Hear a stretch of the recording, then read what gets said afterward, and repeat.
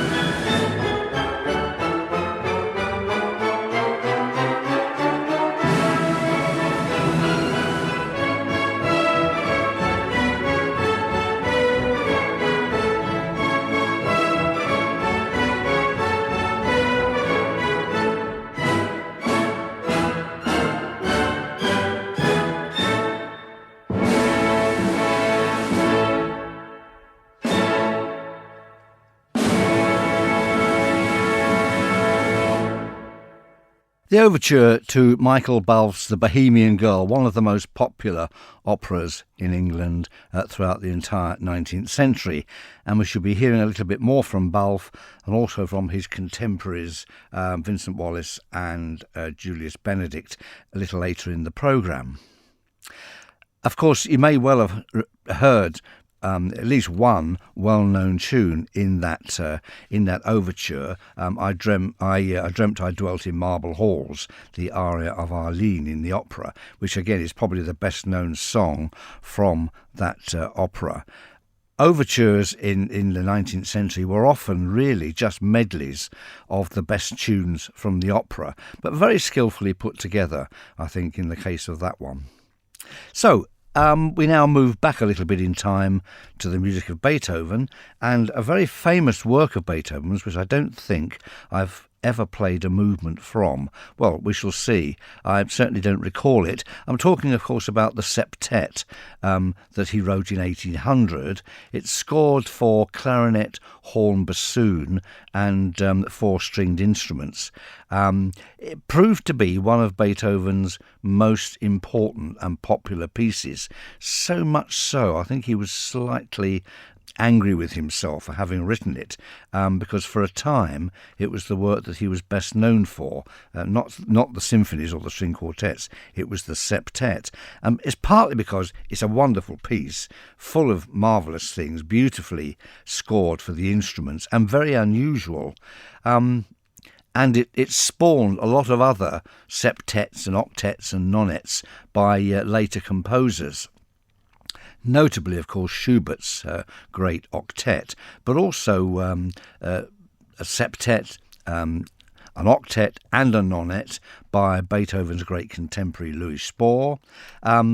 Other composers, less well-known, Onslow, Berwald, all sorts of people sort of took up the mantle here of writing large-scale chamber works. And they're very inventive. They often have 6 or 7 movements, and they were really meant to be purely for entertainment, not exactly background music, but light kind of classical music. Anyway, let's hear the theme and variations then from Beethoven's septet of 1800.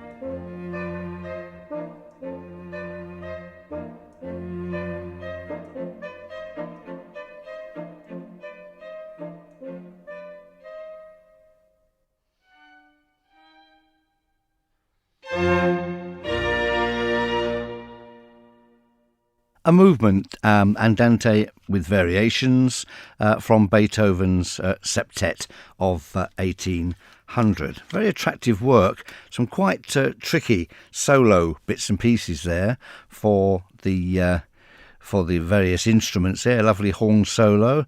Must try and get our mill ensemble to program that work. Some wonderful violin pieces there. Beethoven's violinist friend at that time was a fabulous virtuoso called Ignaz Schuppanzig, who had his own famous string quartet in Vienna and premiered many of Beethoven's quartets. Beethoven clearly knew him very well. But Beethoven had very good contacts in amongst the musicians in Vienna and the orchestras. Obviously wrote very nicely there for the clarinet and bassoon as well. Very attractive work. So, a complete change of pace and everything, and we come to the music of Edward German. I'm going to play the Tom Jones Waltz from the operetta Tom Jones, written in 1908. Edward German was really the light opera king in the era after Gilbert and Sullivan. Merry England, of course, is still performed. Not so much some of his others. Tom Jones, based on the novel by Henry Fielding, rather raunchy story, but makes a wonderfully light and interesting operetta. So here from that operetta, the Tom Jones Waltz.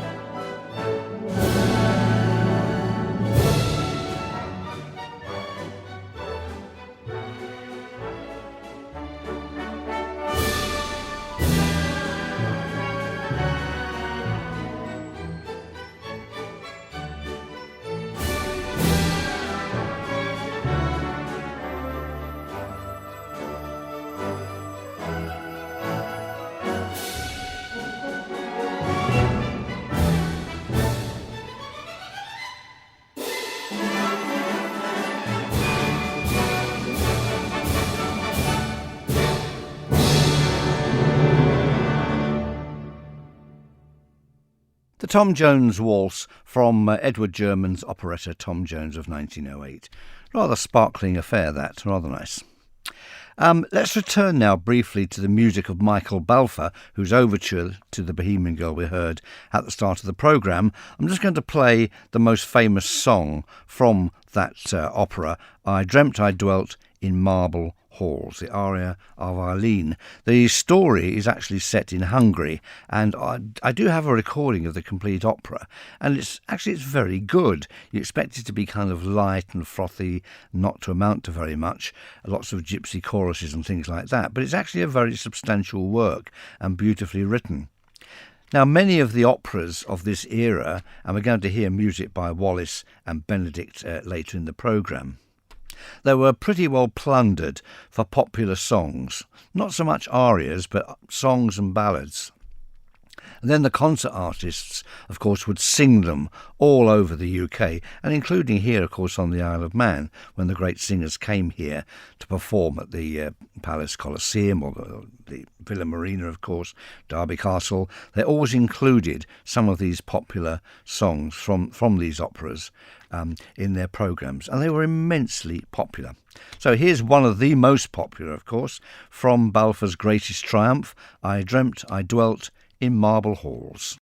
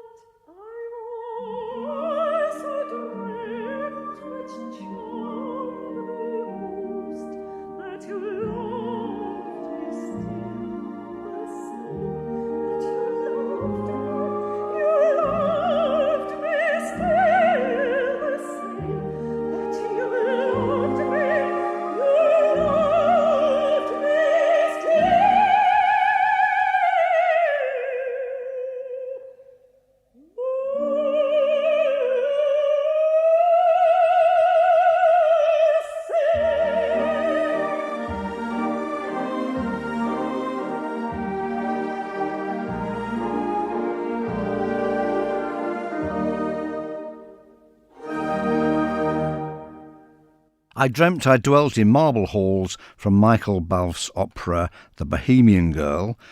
His most famous opera, of course, and that was probably the most famous song from it. I mean, the best known recording of that is probably that of Joan Sutherland, who kind of floats her way through the song. But unfortunately, you can't really hear a word that she's singing. The sound is absolutely wonderful, but even though she's singing in English, the words on this occasion are pretty indistinct. The singer there, who I thought was absolutely superb, Veronica Dunn. So, back to some British light music and a very famous piece, and one for train spotters amongst you. This is Vivian Ellis's Coronation Scott, which I've always thought was one of the very best musical evocations of a train racing through the countryside. Coronation Scott.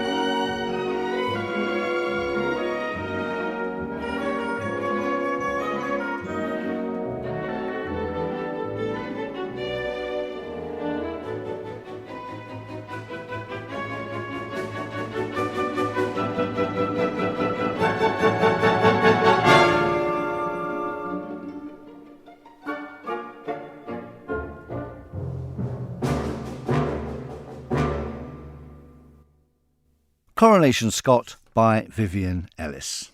Great piece. And now, if you've just tuned in, you're listening to A Little Light Music with me, Maurice Powell, and you're very welcome. We've had music by Michael Balfe, the 19th century Irish or Irish-English composer of popular operas, Beethoven, Edward German, a little bit more Balfe, and the Coronation Scott there by Vivian Ellis. And now we're going to have a little Bach. We're going to sort of up our game a little bit into one of the sophisticated courts of Germany at the beginning of the 18th century. Now, Bach wrote 6 concertos and dedicated them to the Duke of Brandenburg, and they've become known as the Brandenburg Concertos ever since. Whether or not the Duke ever played these pieces that were dedicated to him and which have since become so famous is doubtful. He may have done, or he may just have accepted the gift along with loads of other gifts, I'm sure, throughout his life, but wasn't really that bothered about them. We don't really know, but we suspect, not being particularly musical, he never actually heard them.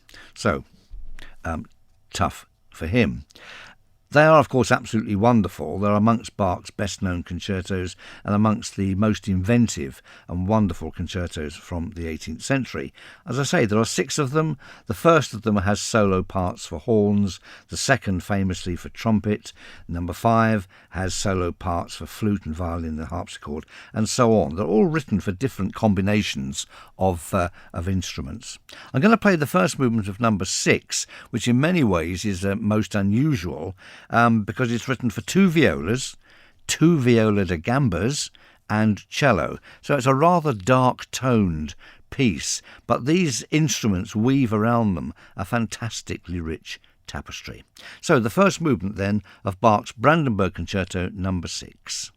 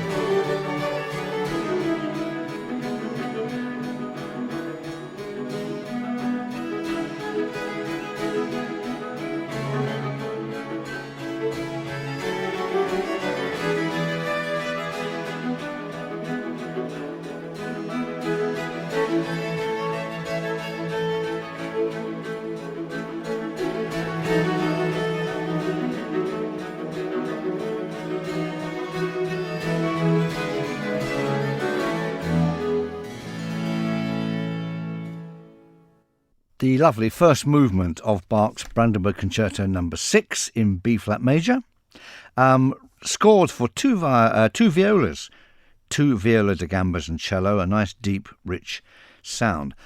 Listening to that, I was just reflecting really on how the nature of the concerto has changed. I mean, that's really of chamber music proportions, designed for a medium to large room, but not for a great public concert hall. Think ahead 100 years or so, or certainly 150 years, to the great romantic concertos, where sometimes it seems as if a violinist or a pianist is battling against the huge forces of a large romantic orchestra. Obviously designed for the large concert hall, or then go back a little bit to the concertos, say Haydn, Mozart and Beethoven, which are on a much more intimate scale. There's no sense there of a protagonist and a horde trying to bring him down, if I can put it that way. So, most interesting, if you don't know the Brandenburg concertos, and they can get a bit overlooked, there are 6 of them, and but they're all absolutely outstanding works. Everyone is unique, and as I say, as far as the Baroque era is concerned, the era of Bach and Handel and Vivaldi, they are amongst the very finest concertos of that era. So let's return to 19th century operas by English composers briefly, and here's something from Vincent Wallace's Maritana of 1845. This is an aria, Yes, Let Me Like a Soldier Fall. It's for tenor, and again it was taken out of the opera, taken out of context, and it became a popular concert item. I think it was heard here by nearly every famous tenor that came here during the summer seasons on the island. Vincent Wallace from Maritana, Yes, Let Me Like a Soldier Fall.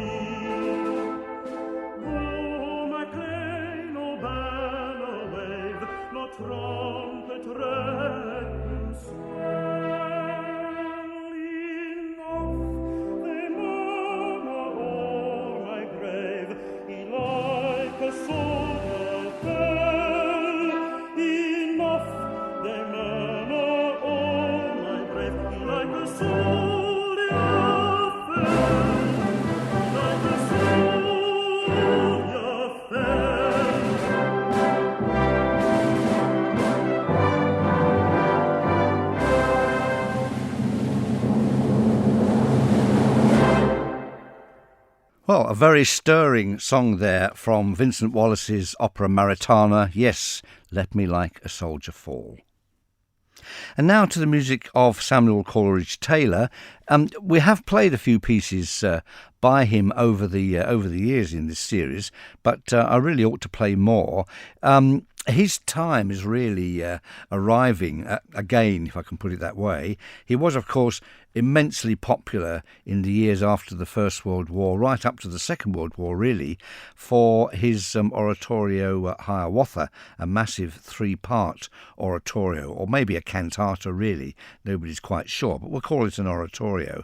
And, of course, Sir Malcolm Sargent conducted huge performances of this in the Royal Albert Hall every year, with lots of children all dressed as Red Indians. Quite a spectacle, but of course it fell out of fashion, and I think I've only ever played in the orchestra once in the early 1960s, I think, for an amateur performance of it. But I remember it very well and thinking what a striking work it is.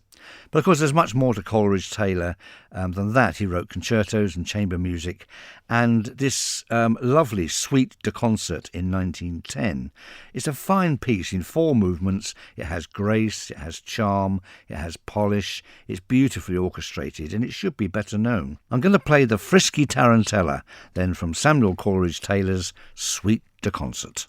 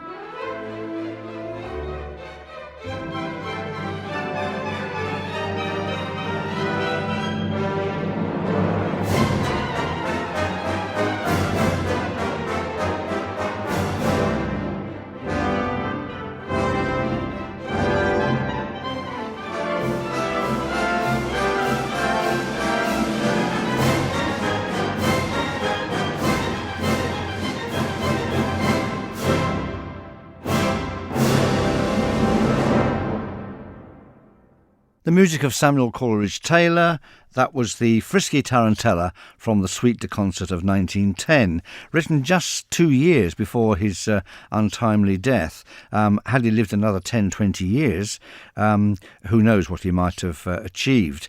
He certainly achieved plenty as it was. He was born in London, the son of a doctor from Sierra Leone, and he did experience a good deal of prejudice, but certainly rode above it to become one of the best loved English composers, Samuel Coleridge Taylor. We shall be returning to his music in the near future. And now let's have our final dip into Victorian opera. This is the music of Julius Benedict, whose Lily of Killarney was almost as famous as Maritana and the Bohemian Girl, written in 1862. Here's a short but charming piece. It is a charming girl I love. Benedict's Lily of Killarney.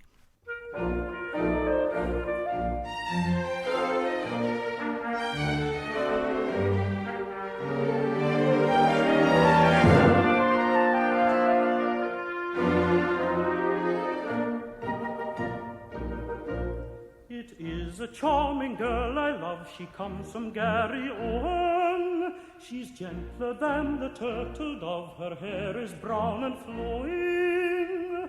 Her eyes of the softest blue, her breath as sweet as morning dew. Her step is lighter than the fawn, and she's called the calling born. Botheration, botheration, her likeness I never shall see. There is but one calling born, and she does not love me.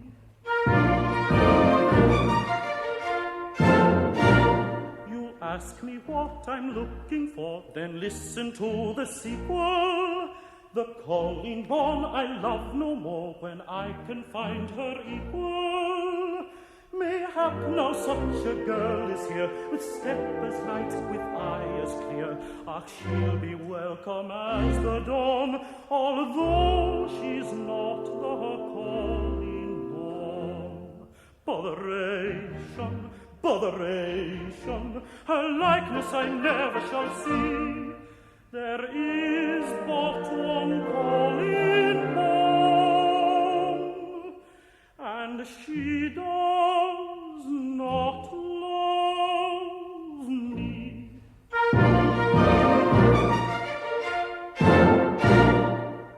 Well, a charming song there. It is a charming girl I love, from Julius Benedict's Lily of Killarney, and quite a definite Irish flavour to that charming song. So we've really come to the end of the programme now. We just need something to play us out with, and I think I have just the right thing. I hope you've enjoyed my selection. We've been fairly wide-ranging, Bach and Beethoven at one end of the musical spectrum, and Balfe and Wallace and Benedict somewhere in the middle, and some light music classics by Edward German and so forth. Let's finish with, Billy Mayle. Jazz-inspired music from the 1920s. This is Marigold. So please join me again next Thursday at 9 when we'll have another selection of music, light and otherwise. In the meantime, goodbye.